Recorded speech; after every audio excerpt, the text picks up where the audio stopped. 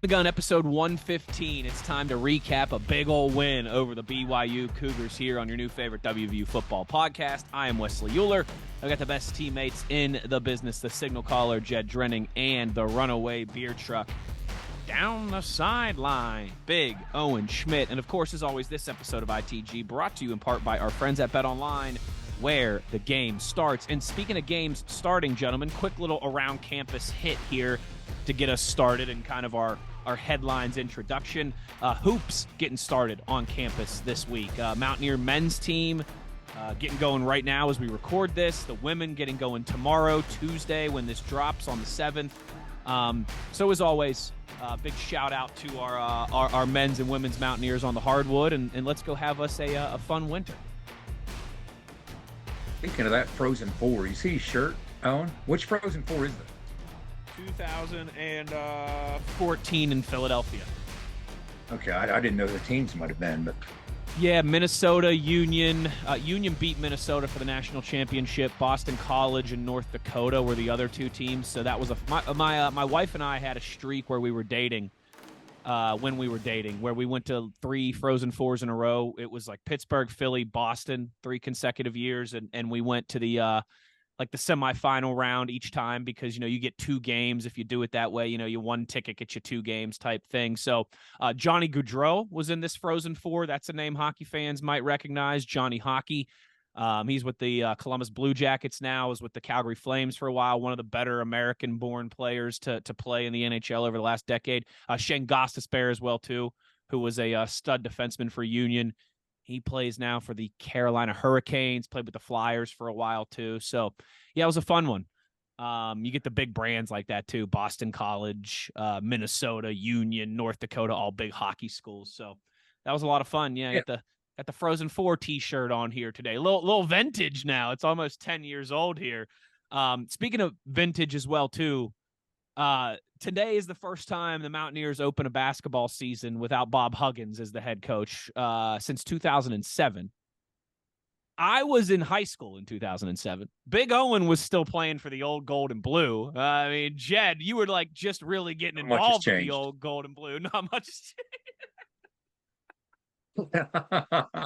Were you doing sideline at that point, or were you still pre and post game? Were you doing sideline? I was still pregame. I was still on the Big East today, or the Big East this week, whatever Kyle and I called that show. I didn't start traveling until 2009, but yeah, I was involved in that capacity. But here's the other thing I was wondering, Wes. When's the last time we started a basketball season on both fronts with new coaches? Because Coach Kellogg's first games this week. Now, granted, Coach, Eilert's on a temporary or an interim basis, but I don't know the answer to that. Do you know the answer to that? Not off the top of my head. I mean, because Mike Carey was there we really have. It's been funny, right? I mean, there hasn't been a lot of WVU head coach turnover in the last 20 years. I mean, you went from Beeline for a nice chunky years to Bob Huggins. You had Mike Carey at the helm of the women's program forever. So certainly not in my lifetime, I don't think, Jed. If it was, it would have had to probably happen a while ago. That would have been – we won't have Big Daddy on this week's episode because he's busy with the start of basketball season and his job responsibilities. That might have been a question for him, but we'll have to look that up, see if we can get an answer. Yeah, like we always say, we'll crowdsource that one, right? You guys look it up for us and just let us know. Just let us know in the comments, like my buddy Ryan did a couple months back when we were talking about universities that had Super Bowl and NBA Finals MVPs. Remember that? We had that conversation. So yeah, we'll outsource this one. We'll outsource this one as well too. This episode of ITG also brought to you in part by our friends at Toothman Ford. We all know cars cost less in Grafton. Big shout out to our guy JR. Make sure you're supporting those who support this podcast, who support WVU NIL, and Toothman Ford certainly does both. Gentlemen, a little quick college football headline here as well, too. Alex Grinch, the defensive coordinator. No, not the famous Grinch from the Christmas Story. Alex Grinch, the defensive coordinator for USC. Well, the Trojans gave up 101 points over their last 2 games, and Alex Grinch has been relieved of his duties, announced by Lincoln Riley here on Sunday. They only have 2 more games to go in their season, USC. Guys, you don't see coordinators fired in season very often. It happens in college, certainly more than it does in the NFL. But any surprise for this one for you, Jed? Were you surprised? I mean, I guess Owen, right? When I frame it, they've given up 101 points in their last 2 games. I mean, but at the same time, how much change can you really affect by making a move like this with only 2 games left in your season? I don't know. In my opinion, if that was me in that situation, if I was in charge of that staff, maybe I would say, definitely at the end of the season, you're gonna get, there's going to be a change. I don't know if getting rid 2 weeks before the season ends is going to do you a whole lot, but they got somebody who can fill in there, and maybe they have somebody that's coming up in their staff that they've already groomed to kind of take that over. Who knows? Maybe like your buddy from Wisconsin last year, right? Yeah, maybe Jim Leonard. Old Jimmy could get down there. Hell of a defensive mind, that's for sure. Yeah, no, that makes sense. Coordinators out there. That makes sense, right, Jed? Maybe see if there's somebody else you got on staff, hey, we got 2 games left. Let's see what we got here. Let's give somebody an opportunity to maybe game plan this and call this thing. It's almost like this. In other words, I would say usually when you see something like this, it's more external outside the building than it is internal. In other words, a power that be saying, look, we need evidence of effort. And right now, effort comes in the form of making some kind of change. The numbers haven't been there. They really weren't there last year, even when they were having more success. But, they've sacked guys. They're toward the bottom of the Pac-12 in both total defense, scoring defense. The production just hasn't been there the 2 years that they've been on campus. But here's what I'm going to say. There's some quality defensive coordinators out there. Right. You just mentioned Jim Leonard. I'll tell you what, I could see Jim Leonard taking a job like that if he was fortunate enough to do so and making some significant changes and having an impact. Look, I don't know. As I watched Baylor get knocked off by Houston and continue to struggle, I don't know Dave Aranda's contract situation, but they've been trying to put him on the hot seat ever since he had to punt the first time after winning the Big 12 championship. But I really don't know how realistic it is to suggest there might be a change there. But let me tell you something. If Dave Aranda is fired by Baylor, 3 minutes later, he'll have a marquee defensive coordinator spot somewhere. That being said, I'm not so sure that just getting the right defensive coordinator is the answer USC needs. Without a significant shift in mentality from Lincoln Riley, there's a reason these same issues existed with him at Oklahoma. You have to give yourself over from a cultural standpoint as an offensive-minded, offensive pedigree guy and be willing to do things that impact your program globally and help your defense and your special teams as much as scoring points and getting highlights and winning Heismans with quarterbacks. And he hasn't shown any kind of predisposition toward doing the types of things that help the culture of a defense in his building, not at Oklahoma and not at USC. So, you might get Bill Parcells to come out of retirement and run that defense. I don't know if it will matter unless the changes are made from the top with Lincoln Riley saying, look, there's going to be times we're here to protect you. I don't necessarily care about scoring 50 points to win another Heisman behind center. I might need to get a couple first downs and punt to help my defense out. And until he demonstrates that type of growth, who am I to ridicule Lincoln Riley as a head coach? But if I see a deficiency, if I see a shortcoming, that's the one that's always lingered. It's almost impossible to stop the guy's offense, but at the same time, you've always been able to make a lot of hay against his defenses. So that's a cultural thing. I mean, take a look at some of the guys on the offensive side of the football who have tried to work their way towards some success. I mean, Neal was an aerial circus, high-flying guy at Texas Tech under Tuberville, putting up the biggest numbers in the Big 12 offensively. When he got his first head coaching job at Troy, he didn't do that any longer. He no longer did that. He no longer went tempo and 85 snaps a game. No. He shrunk the game, started running the football, looking at the interconnectivity between the 3 units, and that's what he's doing at West Virginia.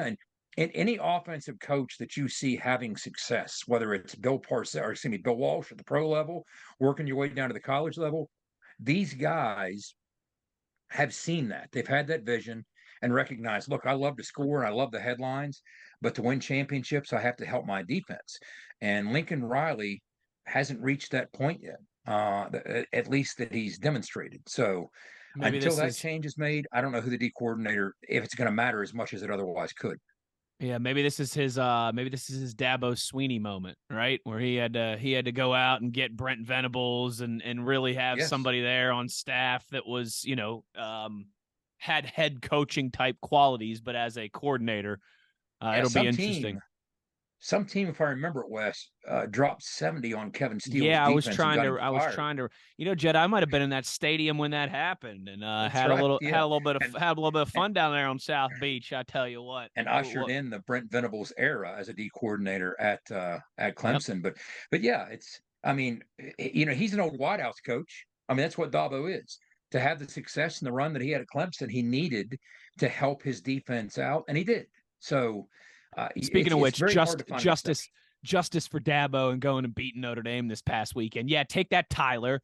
You little. I'm gonna have you talk to me like a 12-year-old, Tyler. I'm just gonna go beat Notre Dame. Exactly. But yeah, so USC looking for a defensive coordinator, and I tell you what, with them moving to the Big Ten next year, I think that gets even more interesting because newsflash, you're gonna have to play a little defense in that conference if you want to win some football games. You're not gonna be able to win track meets. Yeah, Jim Leonard, like 20, 30 pounds. You better put on 20, 30 pounds and go Dude, somebody who knows Midwest football. They're not built for the Big Ten. They're not. No, You've seen they're those not. schedules. Ooh. Dude, it's brutal. Like I'm not. And they play LSU as well out of conference. USC as a school, but I'm just saying, like Big Ten is like it's way different. Yeah, I'll tell you what, they need a cultural shift. They certainly are, and maybe this is the wake up call they need in that regard, or maybe this is Urban Meyer, Ryan Day, whoever you want to look at, an offensive guy. Yeah, they didn't have the success at the level they needed to until that cultural shift took place, and their defenses started to excel as well. Well said. We'll see if the USC boosters and powers that be and Lincoln Riley pony up the money in the agreement in the thought process there as they get ready to head to the Big Ten in just a couple months as well. Jed, before we go to break here, come back with our BYU recap on the other side. I just did want to give you a quick chance. I know there was a nice event for Dale Wolfley in Morgantown this past week, and just to give you a second to talk about that. Yeah, it was at Hastings Funeral Home in Morgantown, and as we know, a few weeks ago, the burial took place up in Wolf's hometown of Buffalo. Really, Kathy was telling us about the place that he was buried up on a hill. Really cool, old-fashioned cemetery, just type of place that Wolf would have appreciated. But it made perfect sense with having so much, so many friends and so much family on both fronts up in Buffalo and Western New York and in Morgantown that. You knew something like this was going to come sooner rather than later. And they did it from 4 to 8 Thursday evening. I got there around 5, stayed for half hour, 45 minutes. I had to wait 15 minutes, 20 minutes to talk to the kids, talk to Kathy, because there were so many people cycling through. I was there. Jake Kelchner showed up. I hadn't seen Jake forever. He came with Tommy Robsock, both from Berwick. So Robsock and I were kind of waiting in line together, and it was a decent wait. But there were so many familiar faces, and in the back room, it was really classy. They had one of those rolling, photographic homages, and a lot of cool memories. A lot of things I wasn't aware of, hadn't seen, but a lot of things I had. It was well done, and as you might expect, so many people turned out. Neil was coming down. I missed him. I was out before a lot of those types of folks came in, but it was well done. And then, I got to talk to Kathy, talk to the kids as well. But then Stone Wolfley, Dale's son was on the sidelines of the game Saturday night. So I got to catch up with him again after that. And he was just saying how much he appreciated everybody coming out. And it was well done. Just a lot of stories, as you might expect, a lot of memories, and well done. Good. I mean, I'm glad, it made a lot of sense for all of his proceedings to happen up, in Buffalo and in his hometown and where a lot of his family still is. But I'm happy that there was something in Morgantown as well, too, because obviously he meant a ton to that community. And you need those moments to come together, at times like that, for sure. For sure. Yeah. All right, gentlemen. It was a good thing. Good. Yeah, and I'm glad you were able to get there and see some people as well too. All right, gentlemen, let's take a break here. Before we do, a final thank you to Fortis, of course, for presenting this episode of ITG for roof performance and financial certainty guaranteed. Visit fortis.us.com. We're going to take a break. When we come back on the other side, a beatdown of BYU 37-7. The Mountaineers win. We'll recap it when we return. You are in the gun. Nobody supports the blue and gold Mountaineers like Toothman Ford. With over 20 NIL deals and counting, Toothman Ford continues to rally behind our student athletes. And it's time we rally and support the dealer that supports the Mountaineers. Not only does Toothman Ford offer the best prices in the state on pre-owned, their never over MSRP campaign on new Fords guaranteed to save you thousands. Drive with pride all season long, knowing you're supporting the dealer that fuels our Mountaineers. Toothman Ford, where cars cost less, in Grafton and at toothmanford.com. For more West Virginia Mountaineer football content, be sure to follow us on Twitter at In the Gun Podcast.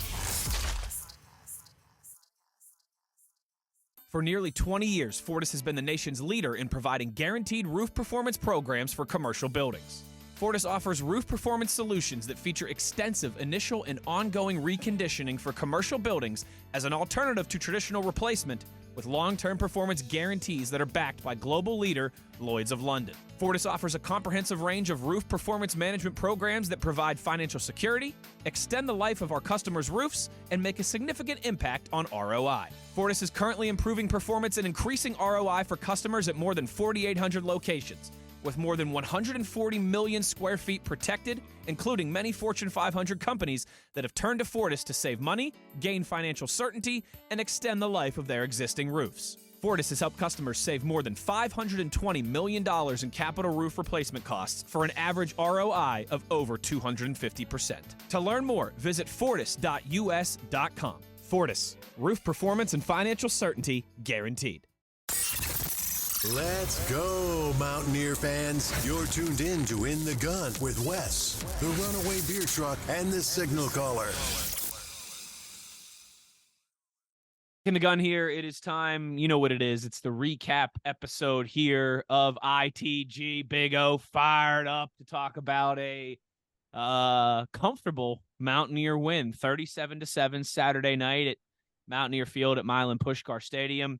Not to brag or anything, but that pushes Big O and I's record to 4-0 at Mountaineer Field when we are in attendance together at the same time.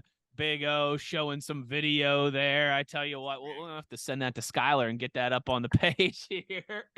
As we had ourselves a rip-roaring time, so did the Mountaineers. A nice stress-free victory. I mean, I tell you what, you want to win, you send Wes and Owen in, and you just get the job done. And, you know, Big O, I'll start with you here, too.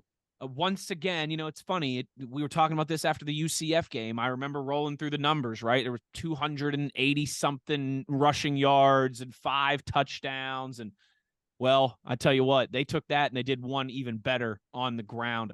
48 total carries on the ground on the night for the Mountaineers for 336 yards. That's a 7 yards per carry average. Of course, the 2 touchdowns for C.J. Donaldson, but we had the explosive runs again, a 32-yarder from Jaheim, a 23-yarder from C.J., a 22-yarder from Nico. Owen, man, this is what we talked about at the beginning of the season, right? Remember, we did our ITG preview here. We talked a lot about it leading up in the summer as well, too. If this team is going to get where we want them to go, if they're going to have a fun season, a good season, a successful season, that offensive line and that run game needs to be who we think they can be. And, man, we've really seen that over the last 2 weeks and certainly Saturday night against the Cougs. Oh, man, absolute beatdown, imposing our will. It was nice to see the explosive runs and just doing a quick recap of game copy. Obviously, I'm not privy like Jed is to, you know, some of the great film that he gets to watch, but some of the holes from that zone, I mean, and you can't really even call them holes, I guess, but some of the stretch from the offensive line that we got, I mean, you could have drove a Mack truck through some of those things. Just beautifully done. I thought we were really physical up front. Something I really noticed too, we looked like we were having a lot of fun. Guys were like, you know what I'm saying? Guys would make plays. They'd get up with each other. They were having fun, man. And listen, there ain't nothing better than beating the cheeks off an opponent. I'm telling you right now. And that's exactly what we did to the Cougs on Saturday. Especially a conference opponent, right? Really, the story all started even in Neil's show Thursday night. Neil was still talking about preparation for Keaton Slovis and the things that Keaton Slovis brought. But little did we know, by that time, of course, BYU knew. BYU was already in Bridgeport getting ready for the game Thursday by the time that happened. They knew earlier in the week. Why would they let it out? I mean, first of all, I don't blame them one bit. They stand to gain nothing from telling you who their starting quarterback's going to be. So, especially when the shift in skill set is going to be so extreme. Keaton Slovis was a very statuesque pocket guy. That's why we spent, guys, half the show last week talking about one of the impediments they had in trying to run the football was his inability to pitch in and contribute. So it was 11 on 10 defensively against BYU when they tried to run it because Keaton Slovis just doesn't bring much to the table as a runner. Well, here comes this JC kid. He hadn't played a snap for him because they wanted to reserve his red shirt, which means he can play in 4 games. Well, here we go with 4 games left in the regular season. So they inserted Jake Retzlaw. All the tape you had was junior college tape. So the way this played out, this thing comes Thursday evening. This news starts to break. Keaton Slovis isn't going to start. Jake Retzlaff is. You're like, who is this kid? So I dove into his junior college tape. He also played in the BYU spring game, even though he missed most of the spring practice because he had an infection after an operation, and a simple operation. But he was able to play in the spring game. So I watched that. I watched a lot of his JC tape. He was fundamentally different from Keaton Slovis. What stuck out was his baseball background, all these wacky arm angles he was throwing with. That's where Mahomes' arm angles come from, his baseball pedigree, right? Well, you could tell that with this kid. He was a high-level shortstop. Plus, he's pretty athletic. He's not a true runner, but he can certainly hurt you running and put up crazy numbers at River City College, where Skylar Howard came from to West Virginia. So that changed the entire dynamic of the storylines for the game. Well, I reached out to Skylar Friday morning, and I was like, Sky, I've been watching tape on this kid. Why don't we hop together for 15, 20 minutes and just talk about what he looks like? Because he's a lot different than Keaton Slovis. And he's like, well, I'll do you one better. Their SI beat writer messaged me with some questions about West Virginia, and I asked his name, and sure enough, it was an article the guy had written. I just read, and I said, he's good. This guy's pretty thorough. Yeah, so let's break bread. So the 3 of us got together and threw together a 20-minute episode in the late going on Friday. That thing gained a ton of traction on YouTube, guys. It really did, because I don't think anybody else was talking about this new guy. So that was all coming into the game. And then the narratives start to change again when we find out as kickoff approaches, their top 2 wideouts are out. So their top 2 playmakers are out. They got a new quarterback. Their left guard was out. We kind of felt like finally we're facing a team as banged up as we are. We don't usually get to do that. And then in the course of the first half, they lost 2 more receivers. Yeah. So as thin as we were at DB, they were that thin at wideout. So, Owen, you talked about it. What we did was we came out and we asserted ourselves running the football. We took the opening kickoff and made quick work of it. We drove down the field very methodically. That was an impressive drive. And punched it in. Boom, we're up by a score. 2 possessions, we're up by 2 scores, and never looked back. I mean, for the balance of 60 minutes, it really felt like after that first score, things weren't really in question. We were dictating the flow, the tempo, and everything else that had to play in this game. And plus, early on, you got the sense in watching this that BYU did have a bit of desperation in how they were approaching things. They recognized we can't slow these guys down on the interior. So we're going to have to drop some resources and take some chances. So they started going a lot of man coverage and doing some run blitzes to try and help out. And it just wasn't effective. We kept grinding, and they're fundamentally sound. BYU's a well-coached football team. Hats off to Kalani Sitake and that staff, and Jay Hill and that defensive staff. They keep things in front of you. They don't give up cheap things. They make you earn it. I mean, we come out on first play of the game, and basically run a jet sweep kind of reverse action on them. And I thought, well, that's kind of interesting because this is a team that doesn't really over pursue that much because they are so disciplined. But I walked out of it thinking this. Garrett, again, played a good game. Slow start, but exceptional football by Garrett. The old CJ showed up again. Jaheim White continues to grow, and we continue to see more gears from him. Cole Taylor probably could have had a bigger night had he and Garrett gotten sync a little earlier, but the 43-yard touchdown was a thing of beauty. They blew great. a gasket, left him, opening down the seam. Poor angle by that free safety. Good Cole effort made the at most the of end. it. Big touchdown. But guys, I walked out of it thinking this on the offensive side of the football. To me, there's three names so far that have made this West Virginia offense what it is to date. Now, we're on a hot streak. We're peaking at the right time, it appears. I posted this on Twitter. The last 4 games, we're averaging 510 yards and 38 points a game with incredible balance. 259 passing, 251 rushing. That's dangerous balance if you're trying to defend us. 3 names that I keep going back to that have glued this entire offense together that are far too unheralded. You know what those 3 names are? I don't think you could possibly guess them because this Probably is a the weird way big I'm looking. boys up front, I'm sure. Is that what you're going to say? Close. Yes, but not what you're thinking. Nick Malone, Brandon Yates, and Jaquay Hubbard. Those guys have consistently brought it and not got the respect. In other words, we knew what we were getting coming into the season. We were all excited from Zach working our way out. Tomas Remack, former freshman All-American on the left. Brandon, you kind of thought that he might be able to take the next step on the other side of Ragar. And then you look at the tackles, 2 NFL tackles from Spring Valley, Doug Nestor, Wyatt. You know what you're getting. Those are the 5. The issue has been those 5 haven't got to play together much. 1 or 2 of them have been down. And when 1 or 2 of them have been down, those 3 names that I just mentioned have played a lot of football, and we haven't missed a whole lot when those 3 were in there. I mean, Neil said Nick Malone just played his best game of his career. Brandon Yates played 3 positions, both guards and center the other night.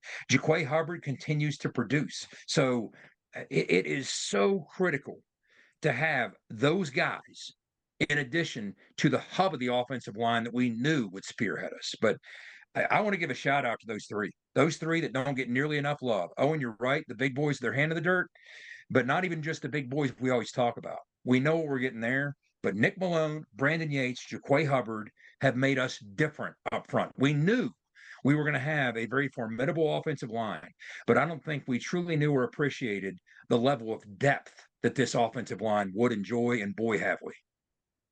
I think that's a testament to the leadership with, Zach at the helm there, and those guys just being ultra competitors. You know what I mean? It takes a little bit to kind of get meshed up there, especially when you're not taking a lot of reps with, the standard groups. But like you said, Jed, they've come in and they've done a hell of a job. They sure have to talk for a minute because I'm going to pull up the snap counts. I was looking at this earlier, but you guys talk about the O-line or whatever you want to talk about while I pull this up. Well, yeah, I mean, and I know it can at this point maybe even sound a little redundant, but another fantastic performance by Zach Frazier as well too. It's right. It's I mean, sometimes it's you want to praise the guys who have really good games that we don't talk about a lot. And if you've listened to this podcast for longer than the length of a fart, you know how we all feel about Zach Frazier. But Jed putting out a great video. He's been finishing, man. You know what, Jed? You actually put out 2 videos. One that you took from the sideline where you can see Zach celebrating the touchdown from the ground after he bullied the kid, and then the other from the back angle where you can really get the full effect. I tell you what, he was getting more and more national conversation after that game, which was great too. I love to see that. You want to hear this? And again, yeah, that's where it starts for this team is those guys up front, and they've been great the last 2 weeks. Season to date, when you look at the offensive line, let's talk snap count season to date. Leading the way is who you might expect, Zach Frazier, 611 snaps. Brandon Yates, number 2, 609. Wyatt Milam, remember Wyatt didn't miss a game, 494. Doug Nestor, also exactly at 494. Tomas has missed some time, 428. Here we go. Nick Malone, 306 snaps. That's a part-time starter, which is exactly what he's been. Jaquay Hubbard, 281 snaps. I mean, you see what I'm saying? These guys have been put those two together. That's a full-time starter and then some. These guys have been an instrumental part. If they're the Great Wall of China, then I'll tell you what, these guys are some pretty sizable cinder blocks you're sliding in when that wall has some cracks because we haven't missed too much when these guys have been out. And that's saying something. It's tough to lose, like in the case of Wyatt, an NFL left tackle. That's tough. It's tough to lose an NFL right tackle in Doug. It's tough. But when that's happened, these guys have answered the bell. And there's other guys on the offensive side of the football. We haven't talked nearly enough about Cole Taylor, Traylon Davis, the role that he plays.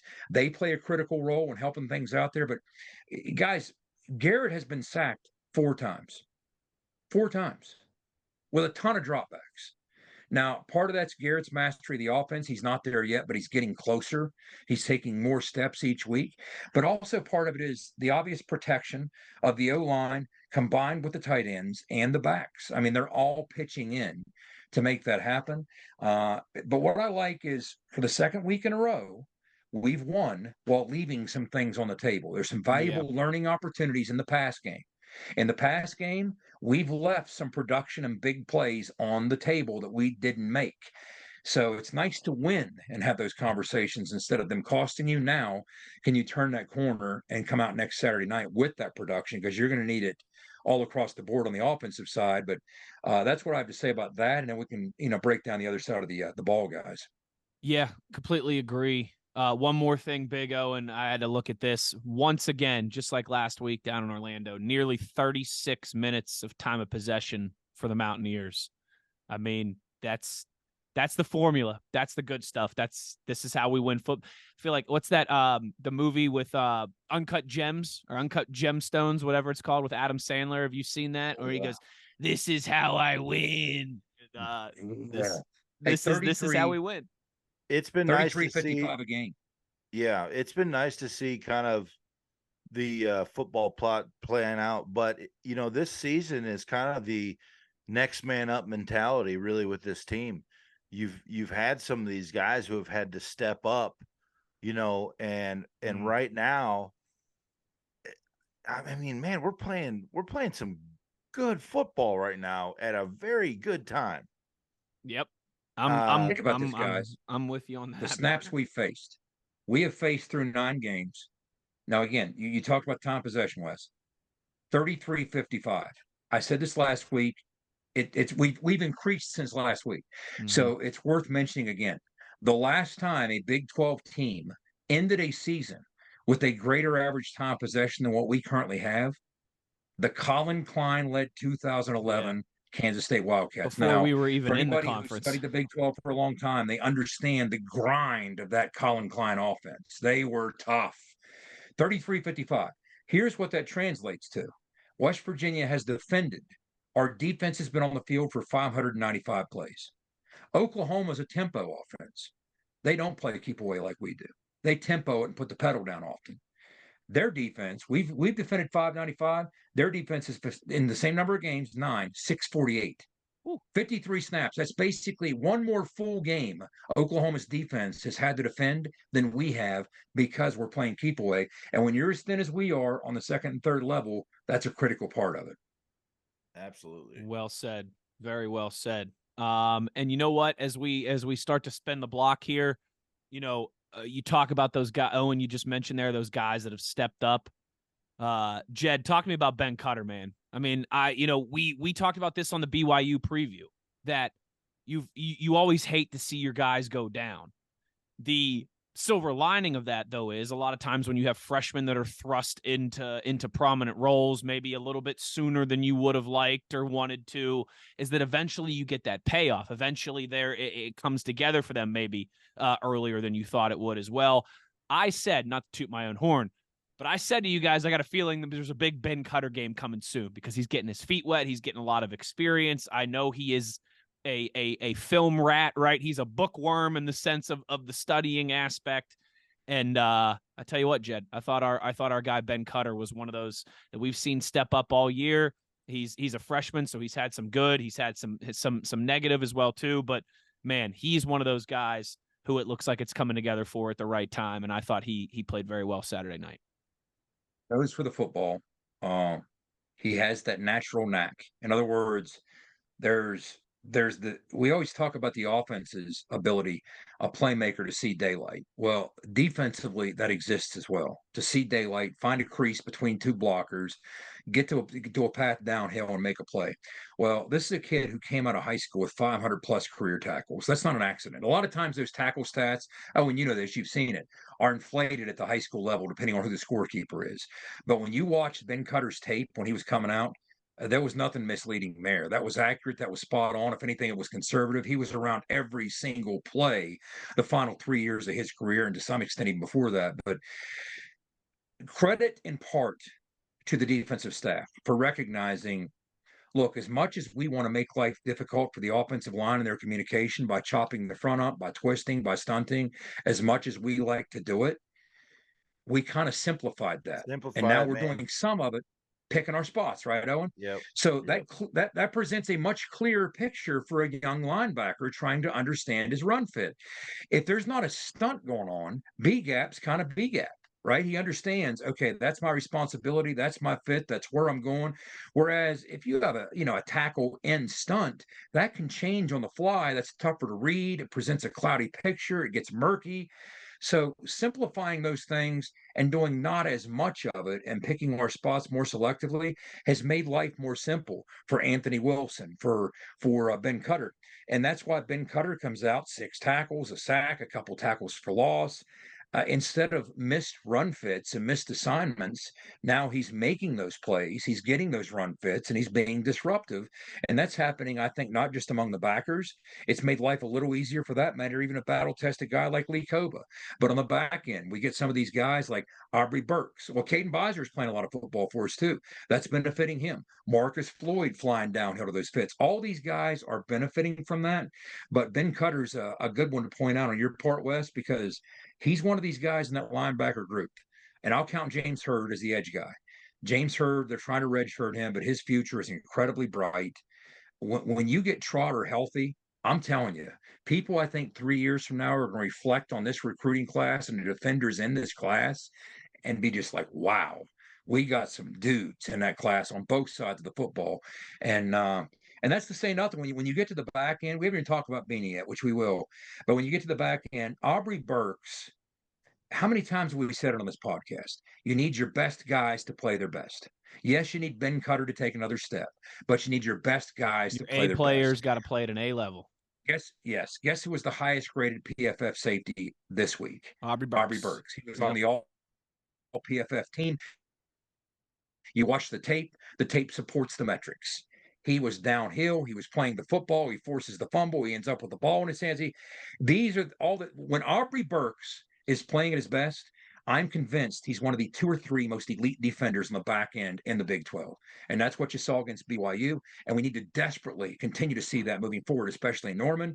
But guys across the board, and we'll talk about Beanie here in a second, but those safeties are making plays. Those backers are making plays, of course, all made possible by this neat rotation that we've come to take for granted on the defensive line, 7, 8, sometimes 9 deep. Great job by Coach AJ working that rotation in. So, it's nice when you can hold anybody to 67 yards rushing. It says a lot about your plan, a lot about the execution of that plan. They had some shortcomings and challenges as an offensive football team coming in. But you know what we did? We handled our business against a team with those shortcomings and those challenges like a good football team would. We didn't struggle. We made quick work of them. We shut them out for the balance of 3.5 quarters. I mean, that's why I told Jordan in the locker room after the game, Owen. I was like, is anything harder than holding the last 6, 8 minutes of a shutout when you're doing all the right things? You're subbing your 2s in, you're subbing your 3s in. That's what you're supposed to do, right? Yeah. But to that half of the building, guys, and you've been there, right? To that half of that building, that shutout means so much. They so desperately want that 0 on the board at the end. And it's just so hard to come by because you're going to have 3s in the game when the other team still has their starters. And that's exactly what you saw. And it's frustrating and it's difficult, but that doesn't take away from the effort and the outcome and the production that those guys, just great job on the defensive side of the football. Absolutely. And when you do put those 2s and 3s in, maybe not at first, but anybody who is a competitor, and as far as the defensive side goes, I mean, it's all compete. That chaps your ass a little bit. Okay. Right. And those guys, let them know they're chirping. Hey, man. Okay. We're going to give you some PT and you're going to give up. You're going to give up some sauce. What's up with that? You know what I mean? So there's some healthy banter in that, I'm sure, this week going in. But those are great reps for those kids to get. What's nice about that, too, in my opinion, putting those guys in that situation, they understand the value of that shutout, too. So it ain't just junk playtime, right? You're going for something. You're trying to defend something that's sacred to a defensive side of the football. But honestly, great job. Like I said, the biggest thing that I really loved seeing this week was it looked like everybody was having one hell of a time on the field. They sure were. And Owen, that's a perfect way that you just explained that, because here's what it is. It's, you know what matters as much. There's different ways that reps are meaningful, right? If you get in a tie game with 2 minutes to go, of course, that's the ultimate in meaning of a rep. But you know what else is meaningful? Having somebody in your position group that you look up to, that you revere, that you want to emulate, that you want to be like, that you aspire to be, and having that person turn to you and hand you this thing that they worked for 3 quarters plus to get, a shutout, and say, hey, protect this. You're disappointed when you don't deliver. Yeah. That, like Owen said, that means something. That makes those reps more critical than you might think in a 30-0 game. It really does. It makes them far more critical than you might think. That's a great point, Owen. Oh, I tell you what, I love it. I'm with Owen. The mood was high, the energy was high. It felt like the guys were having fun. They've played some good football lately, and I think they know that. I think they're enjoying that. And they got rolling early too, which was a big part of that. And they just felt like that snowball going downhill and just gaining momentum the entire way. All right, Jed, I do know we got to talk about Beanie Bishop. Yes. Man, once again, just a nose for the ball, a performance where it felt like he was, I mean, every time BYU was looking to go downfield, he was in there causing some type of mayhem, some type of disruption. And I tell you what, between him and Aubrey Burks, that explains, I think, why the Cougars I mean, when you can't run the ball and then you got that type of performance against the opposing secondary, it's hard to do a lot.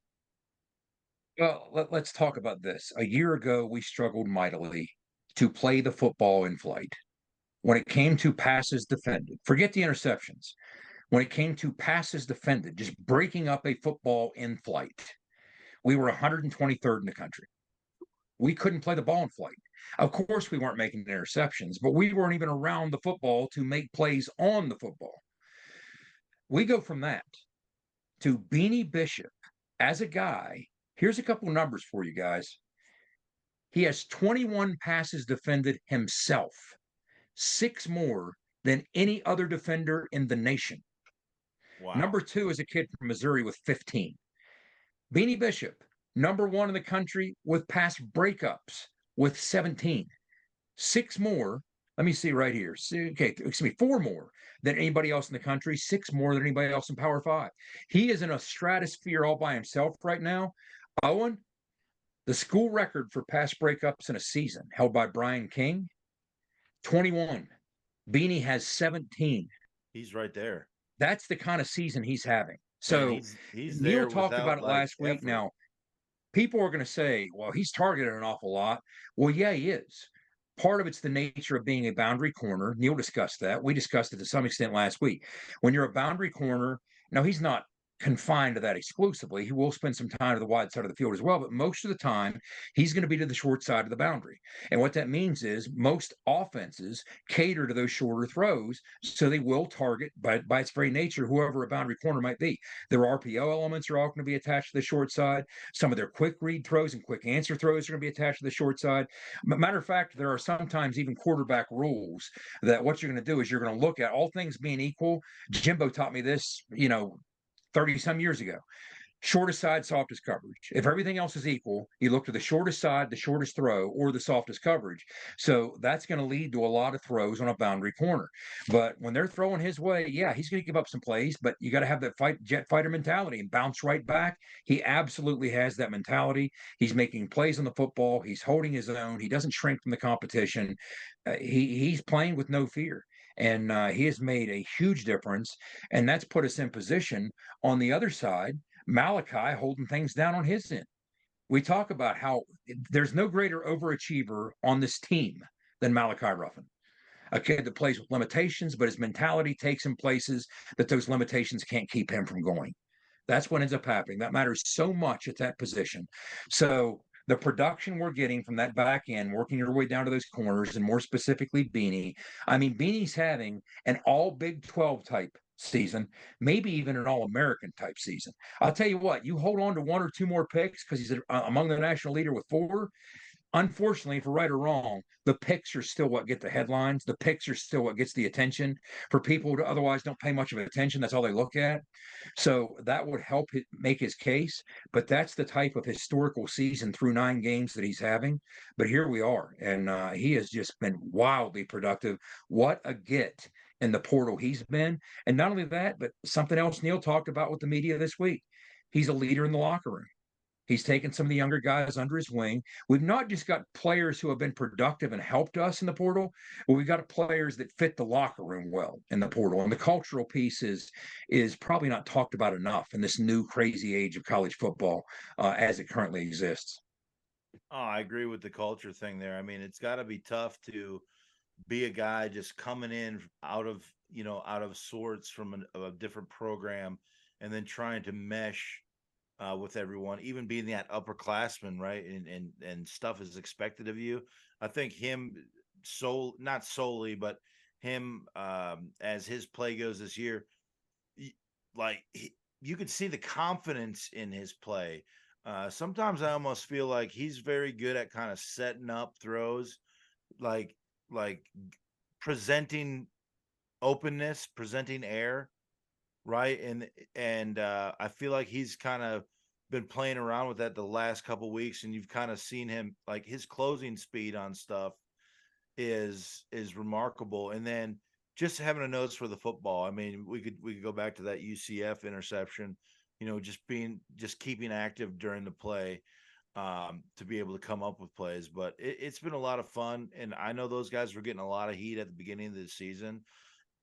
Credit to the defensive staff, like you said, again, simplifying things a little bit, which is, I think, made our guys be able to play a little faster, right? A little faster, a little quicker, a little with more confidence.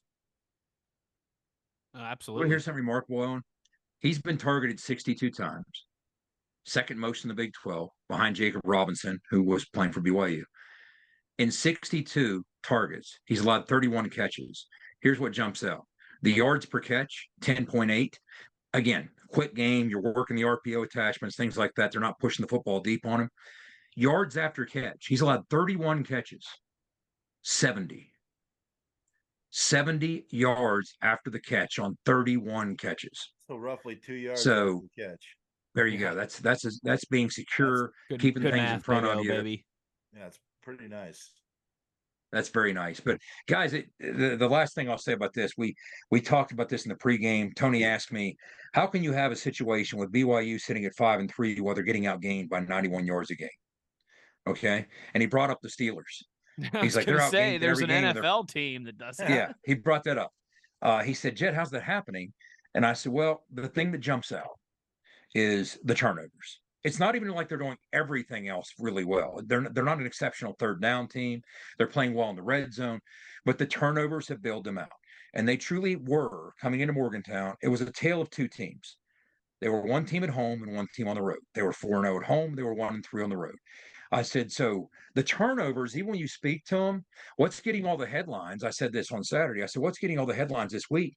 They're number 2 in the Big 12 with a +8 turnover ratio. That's going to open your eyes, right? But pop the hood and take a closer look. You want to hear how those numbers track? And this is what I explained to them. This is how you go 5-3 by getting outgained 91 times. But this is what bodes well for West Virginia because this game's in Morgantown last I checked. In their wins, they're plus 12, and their losses, they're minus 4, turnover margin-wise. At home, they were plus 11, number 1 in the country. This is coming into Saturday. On the road, they were minus 3, number 11 in the Big 12. And then I close with this. They were one of only 5 FBS teams to suffer just 1 turnover at home all year. Meanwhile, they're tied for the most turnovers suffered on the road in the Big 12 with 13. So, in other words, our job tonight is to go out and make them be who they are on the road. Yeah.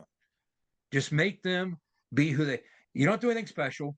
Just do what you do and let BYU be what they have been in their 4 road games. And that's exactly what we did. And then some. Jumped on them early, put them in a trail position. They got desperate. We were plus 1 in turnover margin. We didn't let them run the football because they had to throw it more than they wanted to. So we made them what they had been for most of the season on the road. We didn't come any breaks, and we played. Now Neil wasn't real happy with the way the special teams played, but out of 3 phases, I'd say we were pretty efficient in 2.5 phases. Well, Jed, you posed a question to me on the spot earlier about the last time WVU men's and women's basketball went into the season with new head coaches. When was the last time the Mountaineers won the turnover margin in back-to-back games? Oh, wow. Give me a second. I can tell you. It's been a little bit, huh? It's because we all know the stat. I mean, it had been since Baylor last year and then Pitt this year. And then there was the long stretch of 13. Yep. We had 12 out of 13. Now we've done it in back-to-back games, plus so 3 last week. 2 pluses in a row. 2 pluses in a row. You guys talk amongst yourselves. I'll give you a topic. The Boston Tea Party. But there we go. Well, the Boston Tea Party. I particularly prefer the New York Tea Party. Wes, we're going. But, I think we're back to COVID so far. Let me look. Honestly, I was thinking 1 in 21. I was thinking maybe the 2020 season. Because Wes, I feel let's pick a better topic than the Boston Tea Party. Let's talk about this nice tailgate we had. Lovely tailgate outside Wes's Peach Lot. And don't forget, Owen has something to plug. That is about So that's what we'll do here while we're waiting for Jed to look this up. And you got a thing going on with the Sugar Bowl Foundation this weekend. Plug it, baby. Sugar Bowl Foundation. It's in Buffalo Wild Wings. Golly, I didn't even look up the information. But at least I know where I have to be. I'll get it for you. I'll get it for you. I'll give you a hint. The last time we had consecutive games plus turnover margin. The second game involved Gary Jennings and Will Greer. Yep. Oh, 2018. 2018. Jeez. Plus 4 against Baylor in the blowout. Remember the Jack Allison game? Of course. Okay. That was the blowout. I was at that game, Jed. Come on, baby. And then the next week was the win over Texas. That's the last time. This is on the fly. It's not official. But on the fly, the last time I see back-to-back plus margins in turnover. And it's the Buffalo Wild Wings at the Nitro Marketplace. Yep, in Charleston, right? It's gonna be one hell of a time. All right. They even have a squares available if you guys go to the just type in Sugar Bowl Foundation on Facebook. You can go on there. They got a squares board that you can enter as well. It looks like, let's see, couple tickets left. It starts at 6 p.m. Okay, so plenty of time if you're looking for something to do in Charleston. Look, you got a little pregame and a couple local hotspots around St. Albans and in Charleston, all over the place there. Get your pregame on a little bit. Might see the beer truck running around town. Right. Come to the foundation, right? Support the kids. All this money goes to buying kids in need Christmas gifts. We try to do Anthony was telling me about $100 a kid. So that's easy to do, right? That's easy to do, change a kid's life. And then, if you want to stay in the town and get your gamble on after we whip the cheeks off the Sooners. Yeah, we're talking. What better place?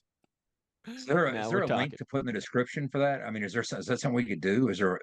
There is. Some more direct people. There's a link. Okay. We'll want to make a note of that for Skylar. I will make sure. Listen, I'm going to send it in the group chat right now. All right, we'll make sure. There you go. We'll make sure we get it. We'll make sure we get it to Skylar. Yes, I'll tell you what, Wes, that was a great point. It doesn't happen often. because after that you have to go back to 2016. We had a stretch in 2015 with 4 in a row, but yeah, check that link out. That's a heck of a thing the beer truck's got going on there. So please, we always say, be an ear, tell an ear. We'll definitely be an ear, tell an ear there, because what better cause as the holidays approach than that? So please spread the word there. Great call. Great stuff from Big O getting involved with that. It's all for the kids, baby. Got to do it for the kids. We are into the second week of November here. That holiday season is right around the corner, isn't it's it? Right around, man. Sure It's is. up on me Out of again. Halloween into Christmas. Snuck up on all of us, without a doubt. Well, at some point, Wes, I don't know when, but Owen and I are going to regale people with the story of what we experienced today. It's not for public consumption yet, but we were part of a game show. And it was a wild experience. Owen and I will give you the behind the scenes once it breaks and once it's published and once it's out. But it was an interesting experience, wasn't it, Big O? It was different. Yeah, it was. It was different. Yeah, it sure was. It was a yin and a yang. It sure was. But yeah, Wes, to your point, to close on that, that's the first time we've done it under Neil Brown. Back to back plus turnover margin. What's better than doing it? You know what? Thank you. I appreciate that. You can use that one if you need to, I absolutely will. You know what's better than winning the turnover margin in back-to-back weeks? Doing it in 3 straight weeks, brother. That's right. So we got plenty to come this week. Obviously, you guys know we'll have our full Oklahoma preview in the week. We'll catch up with Phil Steele later in the week, as always, as well. And spoiler alert, we had our first Neil Armstrong. We had our first listener go 4 for 4 in the weekly pick'em. So make sure you're watching the episode tomorrow on Wednesday of our kind of week 10 recap and our week 11 pick'em, because one of our ITG listeners went all Neil Armstrong on us and planted their flag on the ITG moon as the first listener. Ladies and gentlemen, we got him, our first listener to go 4 for 4. So plenty of good stuff to come this week. Do you have a patrol car outside your window? I mean, what's the flashing red when you put your hand up there? You want me to be honest here? What the flashing lights have been? No, go ahead. Let's move on. It's just the WVU men's basketball game that I got on over here. Okay. We're up 7 in the second half as we record this. So. That'll do it for this edition of ITG. It's been a lot of fun. Plenty to come this week. We got the Pick'em. We got the Sooners preview. We got Phil Steele Friday. So make sure you're getting your fixins this week as we get ready for Thanksgiving here in a couple weeks and a big home stretch here in these final 3 games for the Mountaineers. For the signal caller, Jed Drenning, and the runaway beer truck, Owen Schmidt, the one thing we ask of you is to be an ear and tell an ear about your new favorite WVU football podcast. Thanks to our guy, Skylar Callahan, for putting this together for us, as always. Take care, everybody. We'll talk to you later this week. I'm Wesley Euler, and you've been In the Gun.